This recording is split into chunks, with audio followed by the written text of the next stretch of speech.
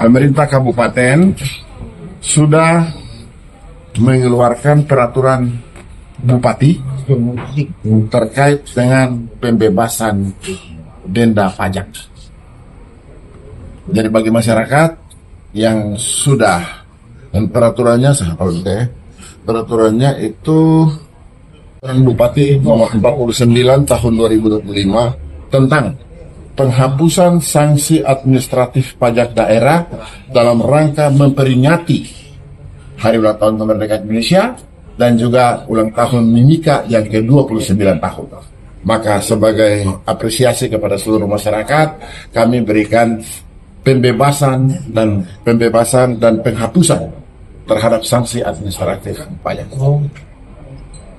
Pajak daerah itu apa saja? Pajak daerah itu adalah pajak yang dikeluarkan dengan peraturan bupati.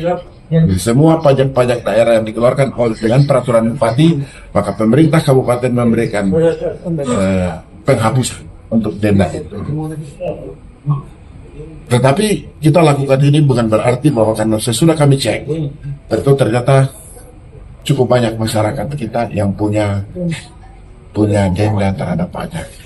Tapi ke depan saya berharap masyarakat tetap harus sadar untuk membayar pajak dan lain-lain. Satu sisi pemerintah pusat mengharuskan kita untuk meningkatkan PAD. Satu sisi. Karena sekarang pemberian dana insentif dari Jakarta itu dari pusat itu tergantung dari berapa besar PAD kita. Tapi pemerintah kabupaten dengan menghargai semua apa yang terjadi, tetapi kami memberikan pembebasan untuk banyak-banyak. Pokoknya semua sampai hari ini bahwa dia ada punya denda pajaknya, maka kami hapus. Tapi sesudah itu tertib lagi harus bayar. Jadi sampai tahun ini sampai tahun ini, hanya tahun. Atau sampai Desember ya, Bapak? Ya, sampai Desember itu. Itu mulai hari ini atau sudah mulai jalan berapa? Mulai hari ini kami mulai lakukan saja pergubnya kita keluar. Kabupaten terus berusaha untuk meningkatkan investor ke Kabupaten Mimika. Nah, banyak hal yang kita berikan kepada para investor, insentif kemudahan yang kita kasih. Misalnya dalam 3 tahun pertama mungkin pajaknya kita bebaskan. Ada banyak kebijakan tergantung daripada usaha-usaha mereka. Ini yang saat ini kita lagi lakukan. Ada juga misalnya Starbucks mau masuk, misalnya nih, itu kita kasih pembebasan pajak 1 tahun kah, 2 tahun kah. Ini pertimbangan tergantung jenis. Ini yang kita lagi terus lakukan. Dan yang kita sudah lakukan kepada X1.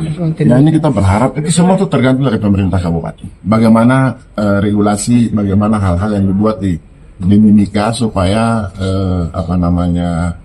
di Mimika supaya kita mengundang investor ini datang. Investor tak masuk ke Mimika ada 2 hal yang utama. Bukan 2 hal, sebenarnya ada beberapa hal. Bisa saya sampaikan pertama, faktor keamanan. Ini dulu yang menjadi pertama. Kita harus memberikan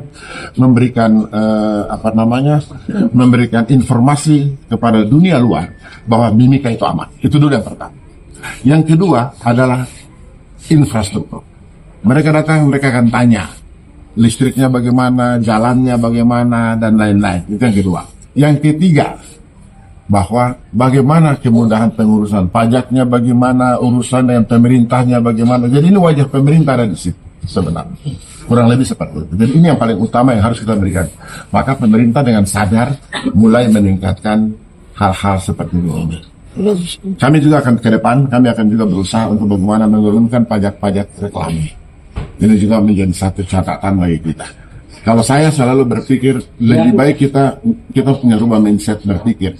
Kita tidak usah pungut besar untuk dapat 1 kali, tapi lebih pungut kecil-kecil tapi jumlahnya jadi banyak. Itu kurang lebih seperti.